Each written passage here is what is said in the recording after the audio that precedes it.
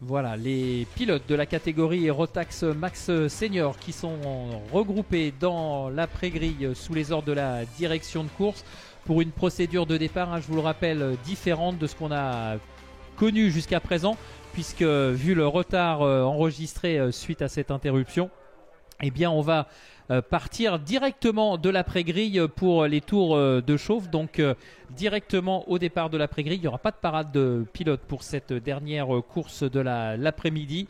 Cette catégorie Max Senior, donc qui va directement s'élancer depuis l'après-grille. Un tour et demi de chauffe, dirons-nous, pour ensuite terminer la boucle en formation et lancer la procédure de départ. En revanche, concernant la durée de l'épreuve, pas de changement. On sera bien sur un schéma de 14 minutes plus un tour.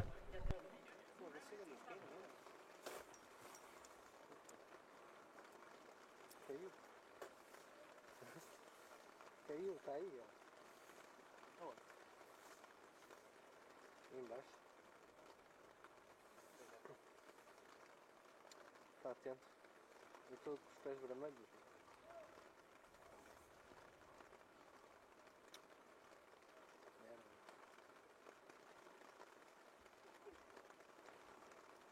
Ainda por cima.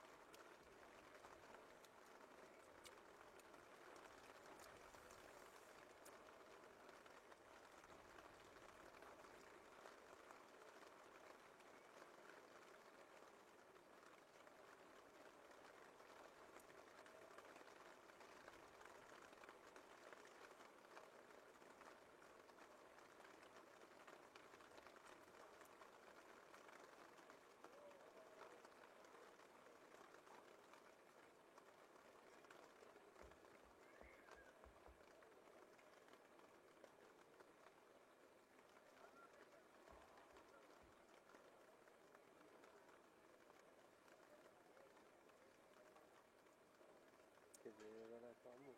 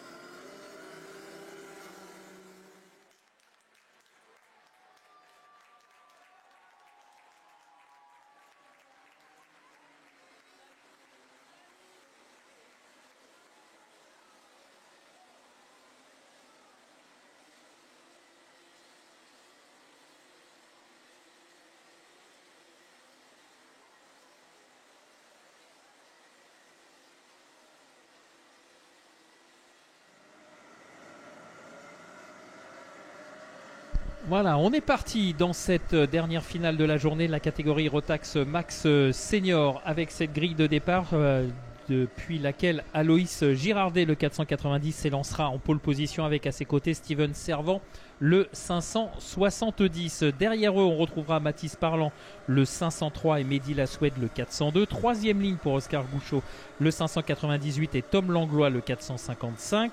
Quatrième ligne pour Simon Périgny, le 406 et Mathéo Dauvergne, le 429. Antoine Taron, le numéro 500 et Hugo Lacroix, le 459, se partageront la cinquième ligne. Sur la sixième ligne, on va retrouver Pablo Esteves, le 424 et Bastien Ménil, le 506. Sur la septième ligne, on retrouvera Tilan Fernandez, le 461 et Paul Grisel, le 571. Nolan Lemray, le 454, et Camille McFarlane, le 428, seront sur la 8e ligne.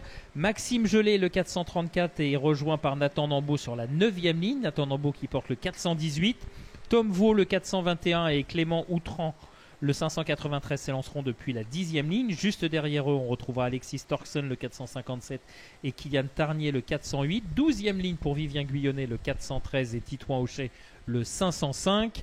13e ligne pour Henri Morino, le 422, et Baptiste Michardière, le 586. 14e ligne pour Antoine Malher, le 405, et Sacha M, le 511. 15e ligne pour Raphaël Moreau, le 426, et Yann Biojou, le 409. 16e ligne, François-David Fontaine, le 599, aura à ses côtés Kalian May, le 531.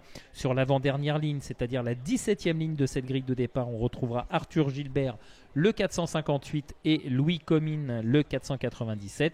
Titouan L'Escalier, le 518, et Hugo Brun, le 484.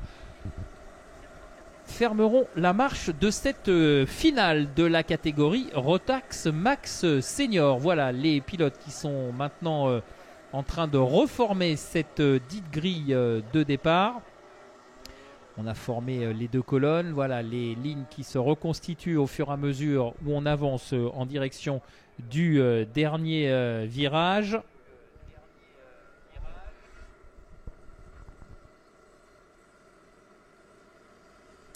Et on va accélérer la cadence, et c'est parti.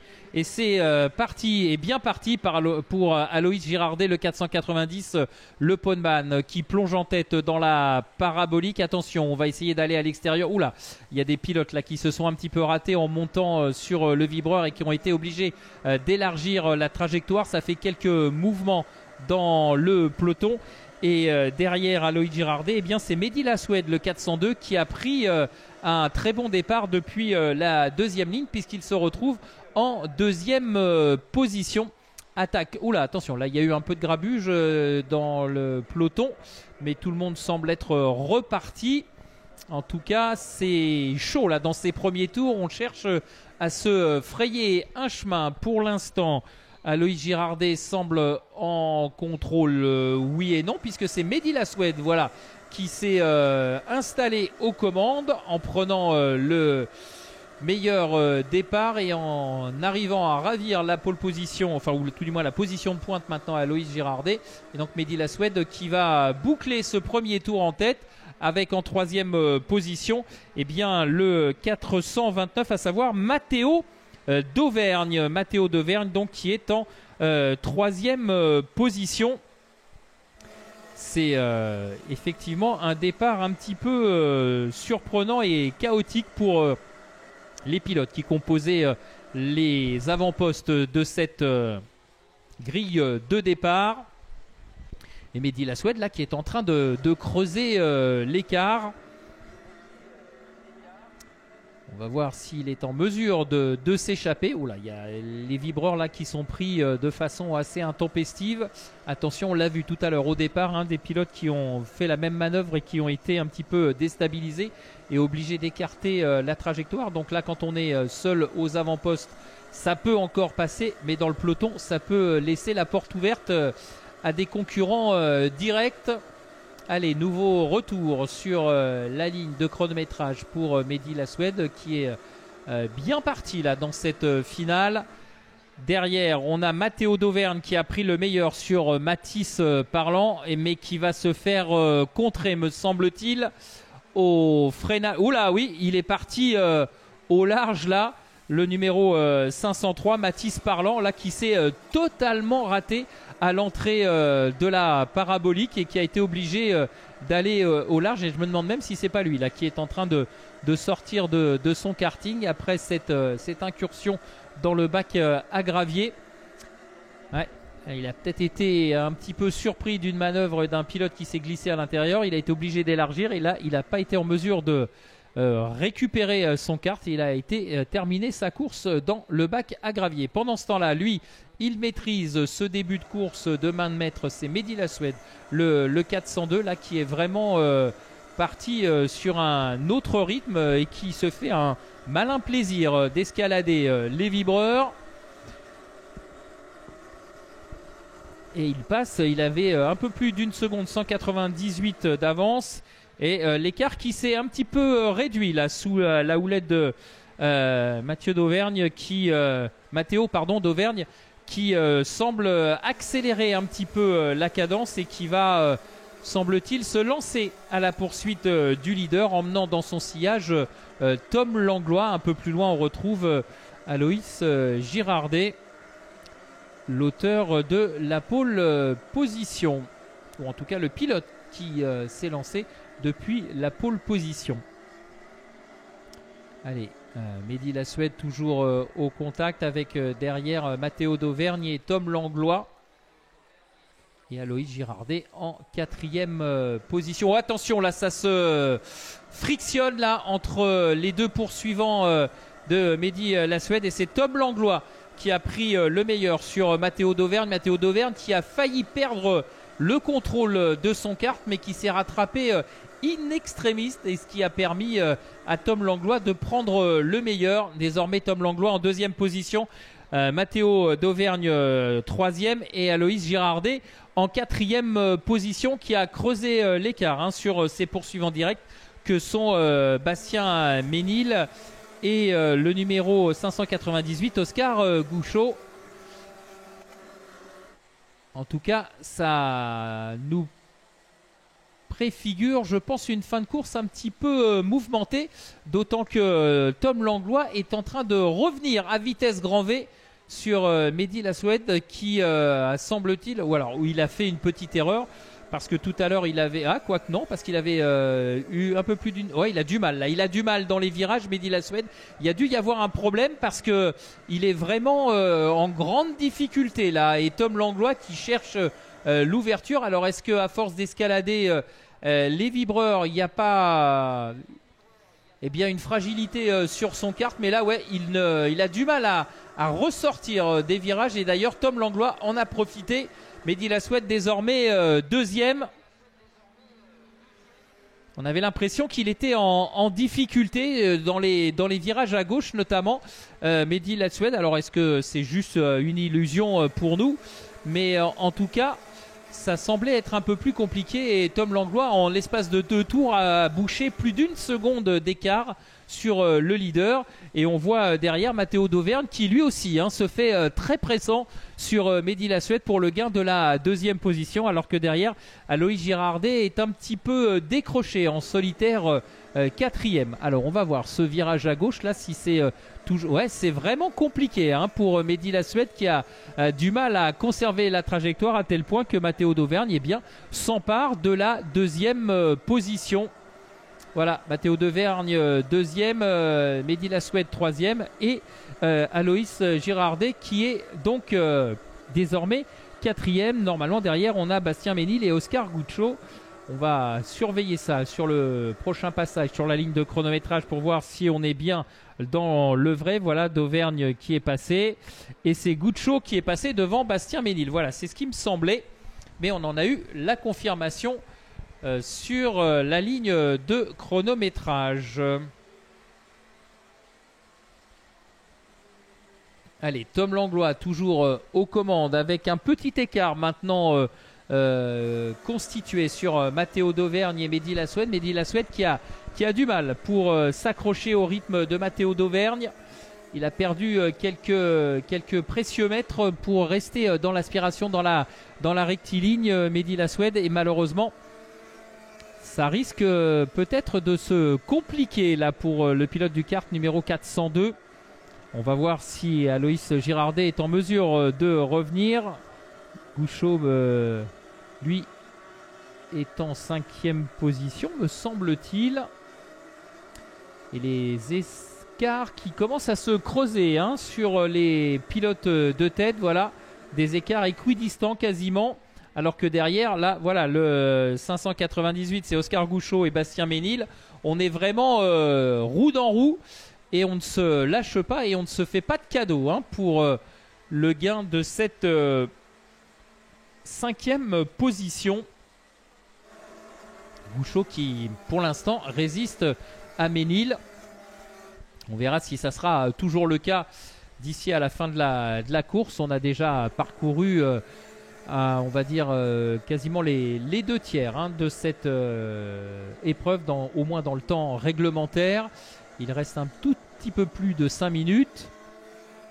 Et pour l'instant, pour Tom Langlois, eh bien, ça se présente plutôt pas mal. Matteo d'Auvergne est en 2e position et Mehdi Lasoued toujours 3e, alors qu'Aloïs Girardet semble un petit peu se rapprocher du pilote qui est devant lui, pour peut-être d'ici à la fin de cette finale tenter d'aller chercher pourquoi pas la dernière marche du podium.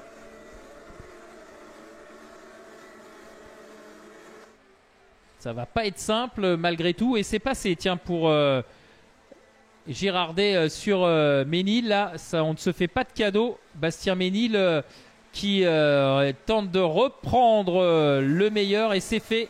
Bastien Ménil qui repasse devant Gouchot, le 506 devant le 598. Gouchot qui essaye de rester au contact au moment où on accélère dans la ligne droite pour tenter de profiter de l'aspiration du pilote qui est devant lui. Oh, attention, Mehdi Lasoued là qui est sous la pression d'Aloïs Girardet. C'est limite là de ne pas craquer hein, pour Mehdi Lasoued. Ça va être difficile. Aloïs Girardet qui se fait de plus en plus pressant, et Mehdi Lasoued qui ferme les portes, qui ferme les trajectoires, alors que Aloïs Girardet a pris l'extérieur et pour avoir une meilleure vitesse de pointe, et il est passé dans le dernier virage, il est passé à l'intérieur. Voilà, et Aloïs Girardet qui fait signe à Mehdi Lasoued en se retournant en disant tiens, on va aller chercher ceux de devant. En gros, suis-moi, n'essaye pas de me contrer, pour qu'on puisse essayer d'aller récupérer Matteo d'Auvergne. On va voir aussi les instructions, si l'on peut s'exprimer ainsi, de Aloïs Girardet vont être respectées. Mais il faut dire que l'écart est quand même assez conséquent hein. Il y a quasiment 2 secondes à boucher pour Aloïs Girardet. Alors c'est pas forcément impossible hein. Il reste encore du temps. Il reste un peu plus de 3 minutes 20 dans cette dernière finale de la journée, plus un tour. Mais ça sera pas une promenade de santé hein, pour aller récupérer Matteo d'Auvergne qui est en 2e position, et Aloïs Girardet qui essaye de cravacher autant que se faire se peut. Mehdi Lasoued, lui, qui tente de s'accrocher au rythme d'Aloïs, et là aussi c'est pas gagné. Et Tom Langlois hein, qui se retourne dans la ligne droite des stands pour voir où en est son adversaire direct, Matteo d'Auvergne. 1 seconde 4 d'écart entre le leader et le pilote en 2e position. Pour l'instant, ça reste stable, ça reste gérable. On va voir si les choses évoluent ou pas. Et pendant ce temps-là, Aloïs Girardet qui signe son meilleur temps personnel lancé à la poursuite de Matteo d'Auvergne. Je suis pas certain que le défi dans lequel s'est lancé Aloïs soit fructueux, mais bon, oula, ouais, surtout que là il vient de faire une petite erreur, malheureusement il a perdu du temps, et du coup ça a permis à Mehdi Lasoued, qui était un petit peu décroché, de revenir au contact. Ouais, ça va être compliqué. En tout cas, ce qui est sûr, c'est que la 2e place, à mon avis, elle va rester dans l'escarcelle de Matteo d'Auvergne. Il reste moins de 2 minutes maintenant dans le temps réglementaire. Et je pense que Mehdi Lasoued n'a pas dit son dernier mot hein, pour la dernière marche du podium. Ça va être tout l'enjeu hein, de cette fin de course, la bagarre entre Mehdi Lasoued et Aloïs Girardet. Pour l'instant, c'est Aloïs qui est en position de force, puisque c'est lui qui est 3e. Ah, et là, ouais, sans à la régulière en tout cas, il a du mal à suivre. Hein. Mehdi se fait décrocher progressivement, mais sûrement. Tout à l'heure, Aloïs avait fait une petite erreur entre le double droite et l'épingle à gauche sur l'intérieur du tracé du Val d'Argenton. C'est ce qui avait permis à Mehdi Lasoued de revenir au contact, mais là malheureusement ça semble se décanter en sa défaveur, malheureusement pour lui. Un peu plus loin derrière, on a aussi une belle bagarre là avec Bastien Ménil, Clément Outreau et Oscar Gouchot. mais ça sera forcément pour les places d'honneur. Allez, 2 tours encore à parcourir. 2 tours à parcourir dans cette finale Rotax Max Senior. Et c'est bien engagé pour Tom Langlois qui, dans quelques instants, va aller chercher l'avant-dernier tour de cette finale.